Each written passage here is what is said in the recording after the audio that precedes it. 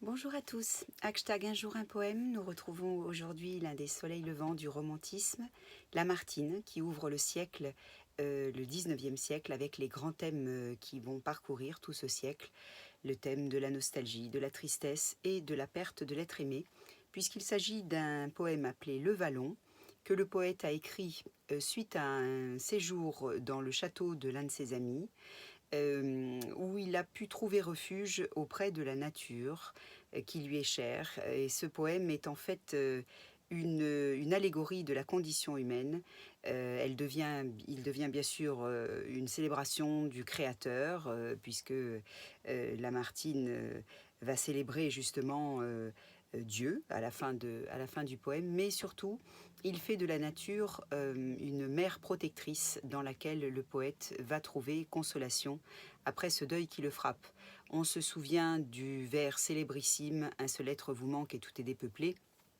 Eh bien, c'était aussi pour la mort de Julie Charles, donc cette jeune fille qui est morte de tuberculose et que pleure Alphonse de Lamartine dans ce poème intitulé « Le Vallon ».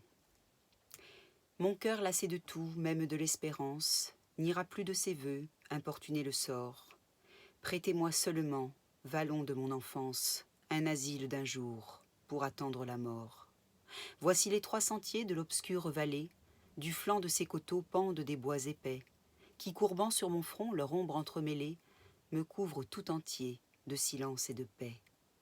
Là, 2 ruisseaux cachés sous des ponts de verdure tracent en serpentant les contours du vallon. Ils mêlent un moment leur onde et leur murmure, et non loin de leur source, ils se perdent sans nom. La source de mes jours, comme eux, s'est écoulée. Elle a passé sans bruit, sans nom et sans retour. Mais leur onde est limpide, et mon âme troublée n'aura pas réfléchi les clartés d'un beau jour. La fraîcheur de leur lit, l'ombre qui les couronne, m'enchaîne tout le jour sur le bord des ruisseaux. Comme un enfant bercé par un chant monotone, mon âme s'assoupit au murmure des eaux. Ah, c'est là qu'entouré d'un rempart de verdure, d'un horizon borné qui suffit à mes yeux, j'aime à fixer mes pas, et seul dans la nature, à n'entendre que l'onde, à ne voir que les cieux.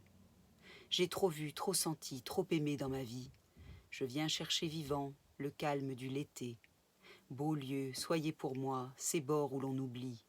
L'oubli seul désormais est ma félicité. Mon cœur est en repos, mon âme est en silence. Le bruit lointain du monde expire en arrivant, comme un son éloigné qu'affaiblit la distance, à l'oreille incertaine, apportée par le vent. D'ici je vois la vie, à travers un nuage, s'évanouir pour moi dans l'ombre du passé. L'amour seul est resté, comme une grande image, survit seul au réveil, dans un songe effacé. Repose-toi, mon âme, en ce dernier asile, ainsi qu'un voyageur qui, le cœur plein d'espoir, s'assied, avant d'entrer, aux portes de la ville, et respire un moment l'air embaumé du soir. Comme lui, de nos pieds secouons la poussière, l'homme par ce chemin ne repasse jamais. Comme lui, respirons au bout de la carrière ce calme avant-coureur de l'éternelle paix. Tes jours sombres et courts, comme les jours d'automne, déclinent comme l'ombre au penchant des coteaux.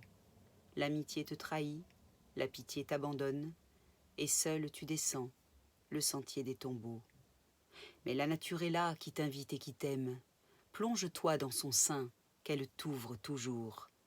Quand tout change pour toi, la nature est la même, et le même soleil se lève sur tes jours.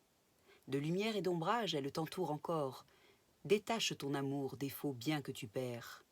Adore ici l'écho qu'adorait Pythagore. Prête avec lui l'oreille au céleste concert.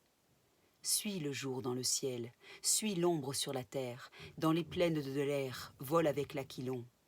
Avec le doux rayon de l'astre du mystère, glisse à travers les bois, dans l'ombre du vallon. Dieu, pour le concevoir, a fait l'intelligence. Sous la nature enfin, découvre son auteur. Une voix à l'esprit parle dans son silence. Qui n'a pas entendu cette voix dans son cœur?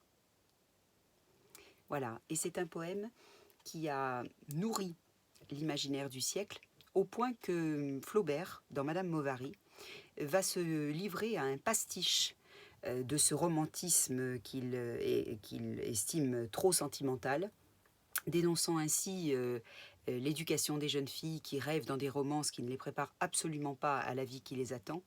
Et il aura ces très belles phrases: elle se laissa glisser dans les méandres lamartiniens, écouta le chant de l'Éternel discourant dans le vallon. Donc l'Éternel, le vallon, on reconnaît les titres des poèmes de Lamartine. C'est un très très beau pastiche auquel se livre Flaubert, donnant ainsi lieu évidemment à l'un des plus beaux chefs-d'œuvre du mouvement réaliste, qui s'oppose donc au sentimentalisme lamartinien.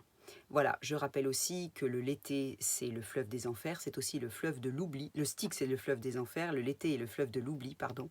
Et donc, quand Lamartine parle du Lété, il parle de cet oubli qu'il aimerait pouvoir trouver après ce deuil. Voilà, j'espère que vous avez apprécié ce petit moment en poésie. Je vous retrouve très très vite avec un autre très beau poème de ce si beau 19e siècle. Je vous souhaite une très très belle journée. À très vite.